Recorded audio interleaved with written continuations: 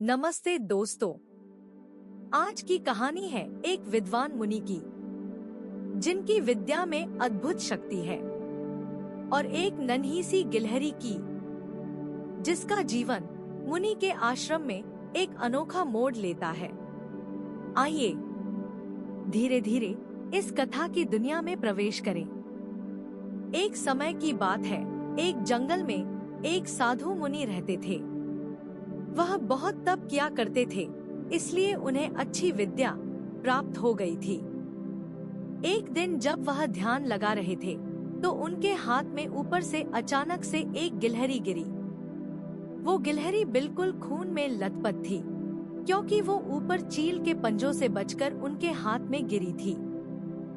गिलहरी बहुत डरी हुई थी, इसलिए मुनि को उस पर दया आ गई।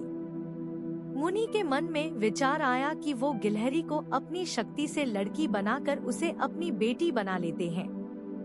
मेरी बीवी के मन में भी कब से एक बच्चे की चाह है, और हमारे भाग्य में संतान ही नहीं है। क्यों न मैं इस गिलहरी को बेटी बनाकर अपनी पत्नी को सौंप दूं। ये सब सोचते हुए मुनि ने अपने मंत्र पढ़े और उस गिलहरी को एक छोटी बच्ची बना दिया। फिर बच्ची को उठाकर वह अपनी पत्नी के पास लेकर चले गए। उन्होंने पत्नी से कहा, ये लो तुम्हारी बच्ची, अब इसे अपनी बेटी समझकर ही इसका पालन पोषण करना। ये सोचना कि तुम्हारी मांग भगवान ने सुन ली है। मुनि की पत्नी उस बच्ची को देखकर बहुत खुश हुई। अब उस गिलहरी से बनी बच्ची को मुनि और उसकी पत्नी बहुत प्यार से पालने लगते हैं। मुनि की पत्नी ने उस बच्ची का बहुत प्यारा नाम वेदांता रखा। दोनों पति पत्नी उसे प्यार से वेदांता नाम से बुलाते थे। मुनि बहुत खुश था कि उसकी पत्नी को अपना प्यार और माँ की ममता दिखाने के लिए एक बेटी मिल गई। समय बीतता गया और मुनि भूल गए कि वह एक गिलहरी है।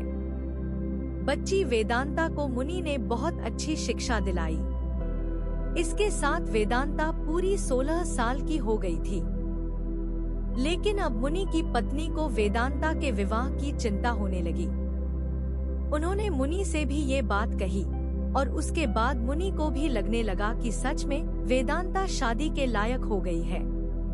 इसके बाद मुनि ने अपनी पत्नी से कहा कि तुम परेशान न हो, मैं इसके लिए एक अच्छा और योग्य लड़का ढूंढ दूंगा। मुनि को लगता था कि उसकी बेटी बहुत सर्वगुण संपन्न है और अच्छी विद्या प्राप्त की है, इसलिए उन्होंने सूर्य देवता को बुलाया। सूर्य देवता ने मुनि को नमस्कार किया और उससे बुलाने का कारण पूछा। तब उन्होंने कहा, मेरी पुत्री शादी के लायक हो चुकी है। मैं चाहता हूँ कि आप उसके वर बने। सूर्य देवता बोले, एक बार आप अपनी बेटी से पूछ लीजिए, अगर उसकी हाँ है तो मुझे भी मंजूर है। तब वेदांता ने कहा, पिताजी, ये बेहद गर्म है, मैं इनके करीब नहीं जा पाऊंगी और न मैं इनको सही से देख भी पाऊंगी। मुनि ने वेदांता से बोला, कोई बात नहीं, हम तुम्हारे लिए दूसरा बेहतर वर ढूंढेंगे। उसके बाद सूर्य देव ने बोला, हे मुनिवर, मुझसे बेहतर बादल है, आप उनसे बात कर सकते हैं, वह मेरी रोशनी को ढक सकता है। मुनि ने बादल को पुकारा। बादल गरजते हुए मुनि के पास पहुँचे और प्रणाम किया। इस बार मुनि से सीधे वेदांता से पूछा, क्या तुम्हें ये वर पसंद है?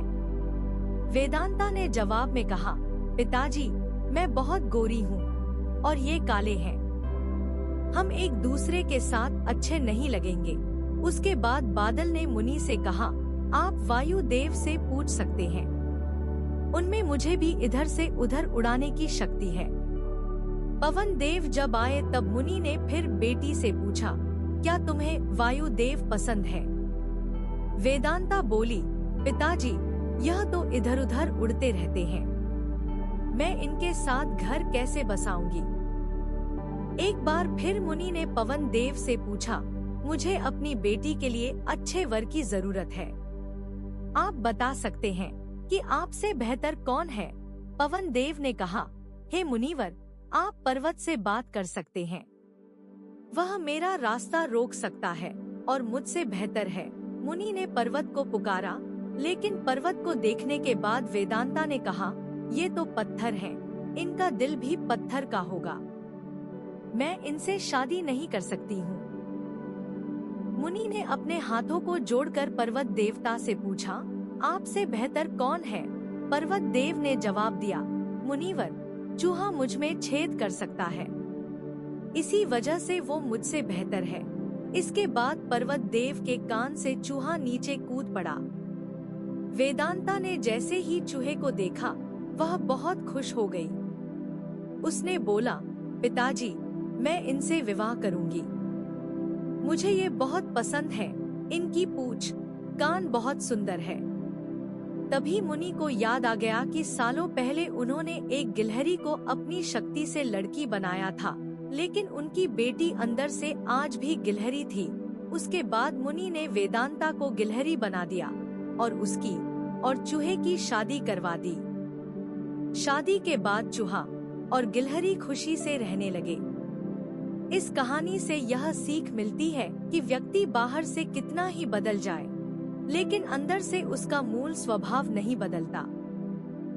यहीं पर आज की कहानी समाप्त होती है। सुनने के लिए धन्यवाद।